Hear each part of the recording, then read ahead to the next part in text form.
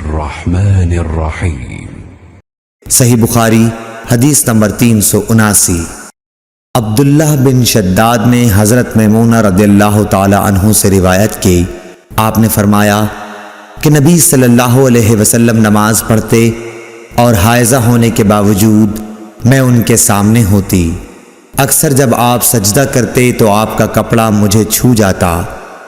उन्होंने कहा कि आप खजूर के पत्तों से बने हुए एक छोटे से मुसल्ले पर नमाज पढ़ते थे।